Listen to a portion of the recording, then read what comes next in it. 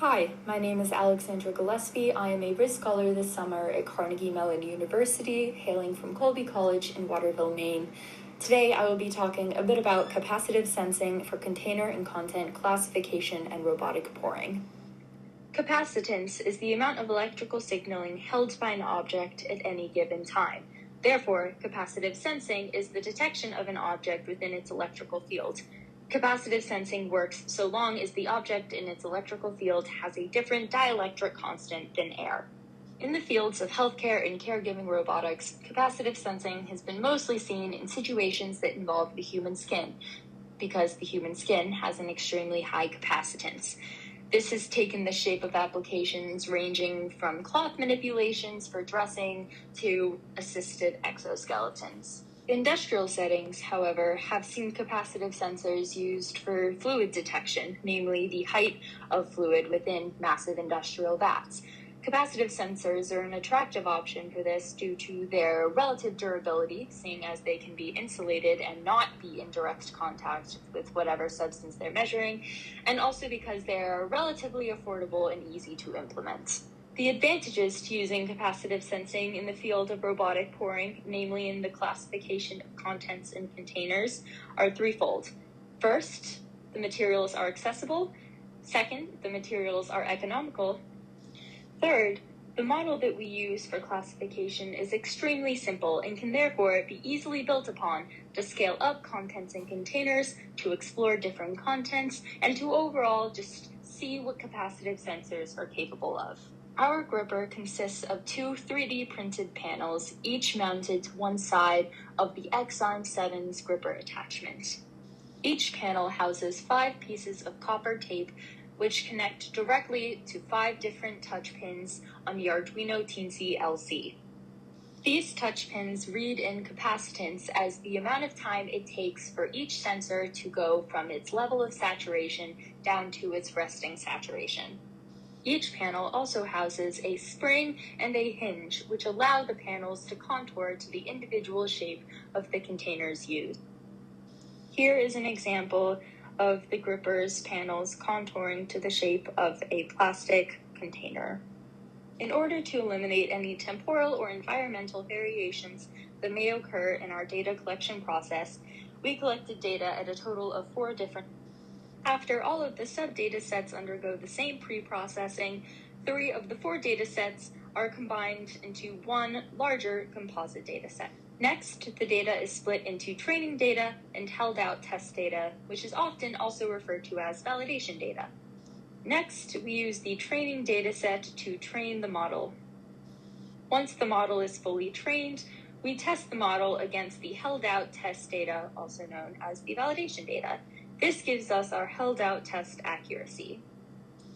Finally, we use that 4th data set that was not used in the process of splitting into training and validation data to serve as outside test data, or simply as test data. Some visualizations of raw data.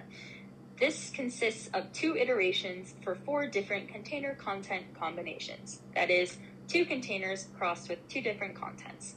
The top left is a glass container with water in it. The top right is a glass container with oil in it. The bottom left is a foam container with water in it. And the bottom right is a foam container with oil in it. Each line on the graph represents one of 10 sensor values. This is 2 iterations, meaning this is 2 series of closing around the container and holding it very briefly before opening again. As the sensor values increase, that is when the sensors are closing in around the container. When they plateau briefly, that is when the gripper is holding the container, and when they suddenly drop off, that is when the container is released from the gripper's hold. Before training the model, certain steps have to occur during the pre-processing phase. First, we vectorize the data such that each row consists of a single iteration, which is a closing and holding motion. Each row is one sample.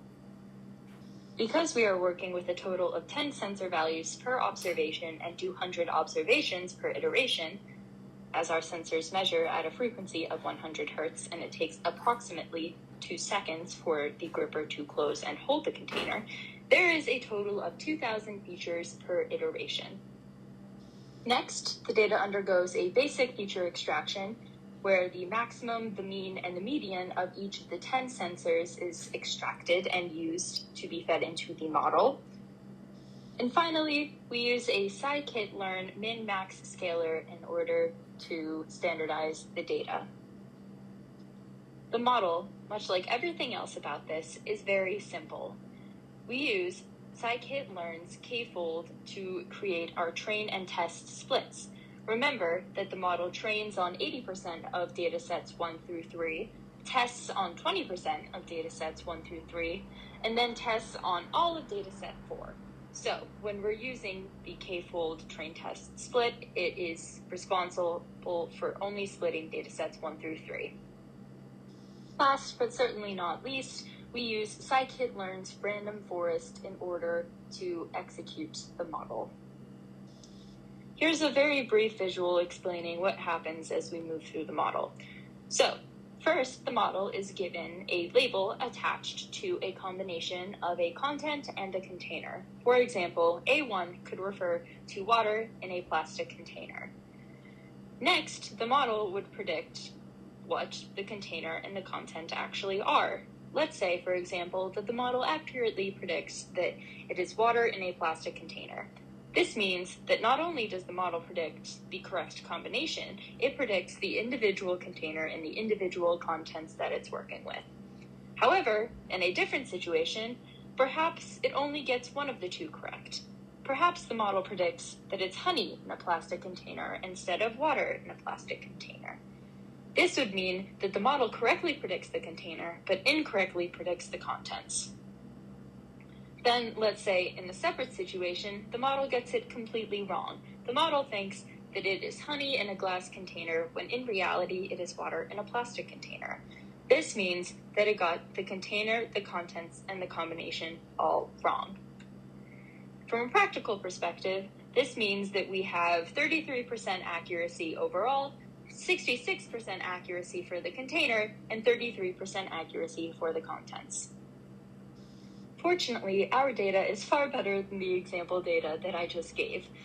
Our validation accuracy is nearly 100%, our test accuracy is almost 94%, and this is far better than what a random chance accuracy would be, which for 5 containers and 5 contents, resulting in 25 container content combinations, would be only around 4%. The feature explorations for classification revolve around their applications in robotic pouring. First, determining the container that you're working with could inform the height of the gripper and the strategy that the gripper uses to grip that particular container. Next, classifying the individual contents that the robot is attempting to pour could inform that robot's strategy for pouring. For example, pouring honey and pouring water require 2 very different strategies. Third, the robot could use feedback as it's attempting to pour to inform decisions about pouring, such as when it has poured some satisfactory quantity of the fluid it's attempting to pour. Before I conclude, I wanted to thank the amazing supporters that I've had throughout this process. First, Amazon's Summer Undergraduate Research Experience, or SURE, the Robotics Institute here at Carnegie Mellon, and Rachel Birkin, John Dolan, and Maria Ferrato for their incredible support throughout this entire process. Here are the references I used for my very brief literature review, and thank you for listening.